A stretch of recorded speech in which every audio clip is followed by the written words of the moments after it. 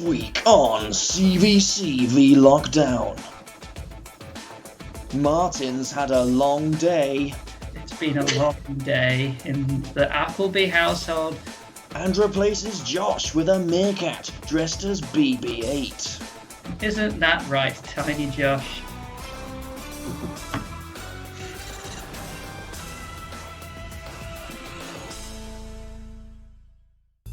Hello, and welcome to this week's episode of Cass v Crew v Lockdown. On this week's episode, we are doing Jack and the Beanstalk.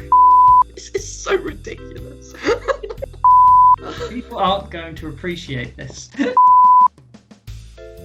This week, we still don't have Josh because he is still having internet problems. He is not dead, as Matt seemed to imply in the last video. We apologise. Which means that this week, Martin, wherever he is, will be doing the suggestions, and Matt and I will be telling the story. Yeah. So, Matt, take it away. Once upon a time, in a mysterious land far, far away, there lived a young lad named Jack. He lived with his mother in a small hovel. They were very poor, you see. Now, one day, their poverty reached new depths, and Jack's mother turned to him, and she said, "Oh, Jack, You need to go to market and sell your favourite action figure." You must sell your favourite action figure. And Jack was absolutely heartbroken because he only had the one action figure. They were that poor. So he didn't have much choice. So he went into his tiny little bedroom and he picked up the action man with the missing arm and he held him close and shed a few tears. And then away he went to market. Now, on the way to the market, he met a strange man. And the man said, "Hey, I like that action figure you have there. I have a single plastic action man arm. And I've been looking for something to complete it. Would you be..." Yeah, Martin? And if you would be willing to part with it and give it to me, I will sell you these 3 gummy bears. well, Jack thought that... Welcome back. Jack thought, "Oh, this is fantastic. Oh, look at this. This is fantastic. I've got 3 gummy bears. This is incredible. So of course he did the trade. Jack was enamored with this wonderful deal that had been presented to him. Oh, look, yes, I shall trade them now. Jack was, it should be mentioned, fairly hyperactive, but on account of him being a young lad with lots of excitement and energy burning through him, the exuberance of youth, one might say. So he traded the one-armed action figure for 3 gummy bears and skipped merrily back home. He was expecting that his mother would be delighted with the magnificent deal he got on these 3 gummy bears. He burst into the house, the living room, the kitchen and the bedroom, because they were all the same room. And he said, "Mother, look at this, I've got 3 gummy bears." And his mother said, "That's great, but where's the food?" "But mother, I've got 3 gummy bears, but where's the food, Jack? I've got 3, where's the food?" "Okay, mother, I traded the action figure for 3 gummy bears. I don't have any more food." Now, to say that Jack's mother was angry at this point would be something of an understatement, or tantamount to suggesting that North America is a little on the large side. Jack's mother was utterly furious, more livid, more volcanically angry than she had ever been in her life. And were this a time where people were worried about heart conditions, she would have been. She swelled up to the same size as the Empire State Building. Which caused some level of destruction to their tiny house. A tiny house. So, Jack was sent to live in the little hollow in the tree, and his mother found shelter elsewhere for the night, and Jack was devastated. He was so upset about having to live in this tiny tree that he didn't even want to take his gummy bears into the tree with him. He threw them on the ground in sadness and curled up in his tiny tree to sleep. But what he didn't know was that by the time he'd woken up, those 3 gummy bears had grown into a giant gumball. Jack awoke the next morning, and he usually awoke to the sunshine creeping through his window. Now, obviously, the two reasons why he didn't wake up to the sunshine creeping through his window today. One was he was no longer in a house, it having been smashed by his Empire State-sized mother. Also, because the sun was masked from him today, he was sitting in the shadow of an enormous gumball, which he was quite certain had not been there the night before. He got out to investigate, and he wandered around it. It truly was the largest gumball he had ever seen. Now, like most adventurous boys, Jack was an avid climber. And so, without further ado, he shinned up the tree and leapt onto the top of the gumball. Now, this was, in many ways, a catastrophic error of judgment, because this tipped the balance of the gumball in a direction. Whatever it was the wrong direction, because the gumball started to roll.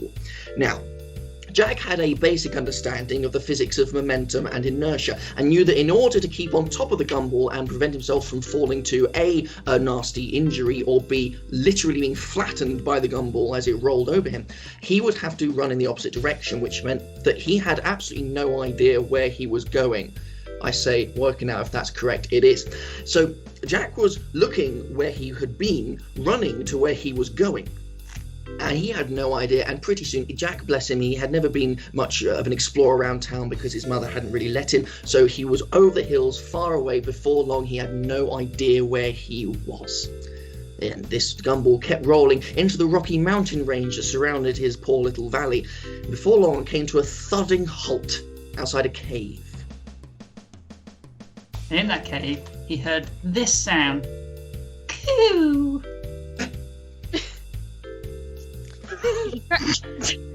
Jack crept cautiously into the cave, in which he found a rather large dove.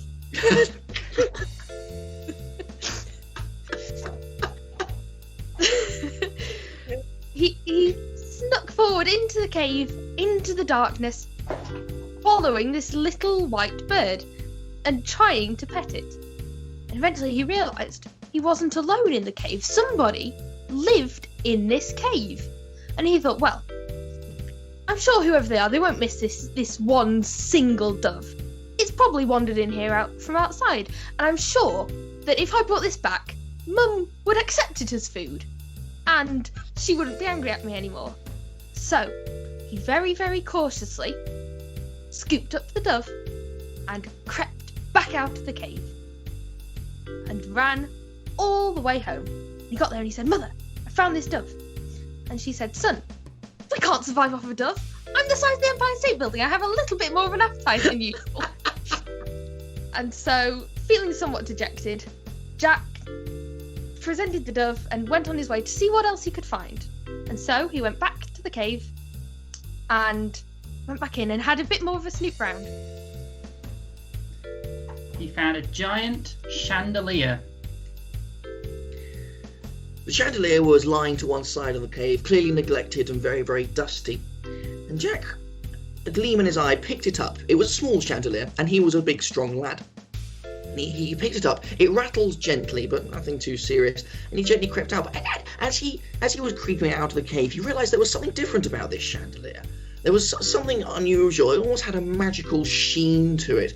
And when he dusted some of the cobwebs away and some of the muck, an incredible thing happened. The chandelier turned into the real-life version of the Action Man figure he previously sold in this story. Hello, friend, said the Action Man. Probably wondering what I'm doing here. Well, I've been past, as you can see, I've got my arm back, which is wonderful. The guy got kind of bored of me after a while and sold me on to the weird old man who lives in this cave. And you don't really want to come back here. He's a little bit angry. He broke off my other arm, which isn't great. So I mean, take me with you by all means, but don't come back here. It's dangerous. So Jack, thrilled to have his new friend back, scooped him up because, well, he was a little bit more life-size now, but he tagged him along and they ran off back home. And he said, Mum, look, my Action Man's back. And she said, Son, this still isn't food. This isn't going to work. And Jack wondered what to do because the Action Man had said not to go back to the cave, but there was... Turns out that the dove was a self-replicating dove.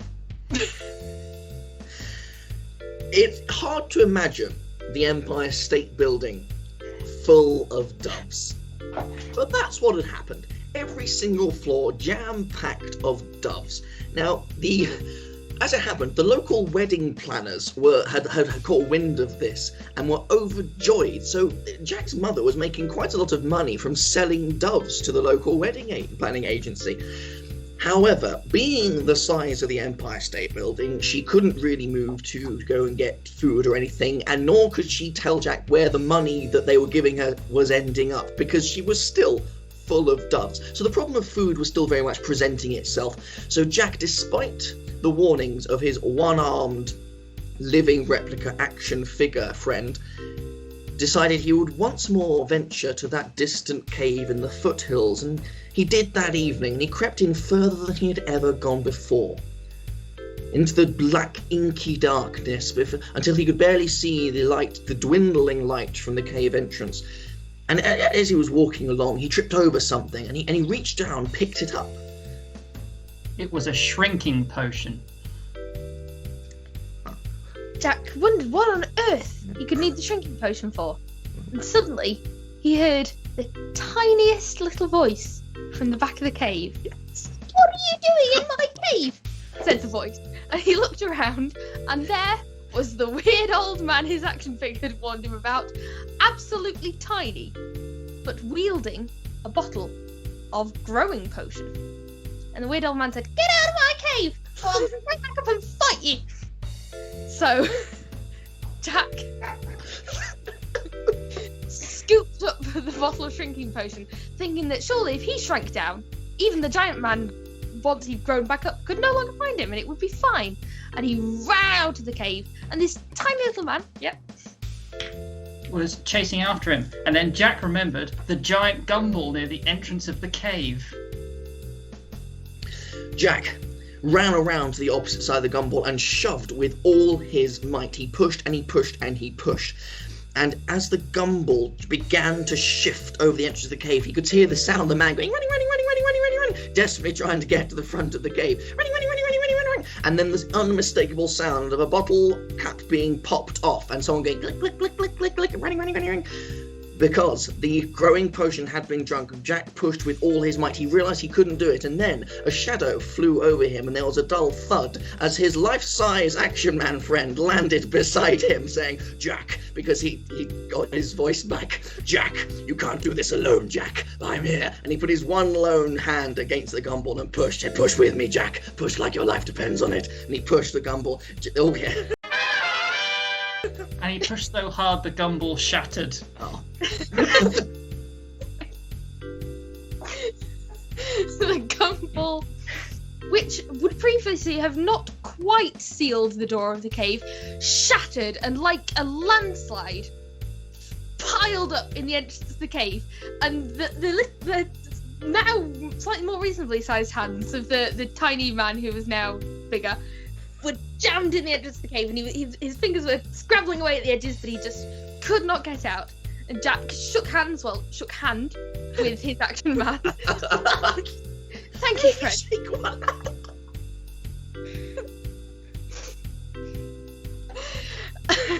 And gathered up the extra scraps of gumball that weren't needed to seal the cave, and he carried them back to his mother and said, "Mother, finally, I've found us some food." And his mother, who was full of doves, didn't much care because she didn't need any food. So Jack sat and ate his scraps of gumball, and it was the best gumball he had ever had. And he and his giant mother lived happily ever after.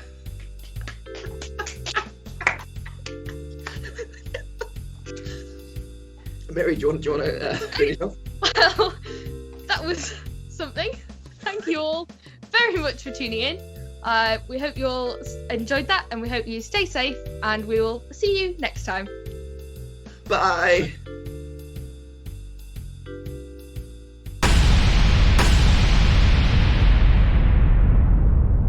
Olag Josh is pleased by this story.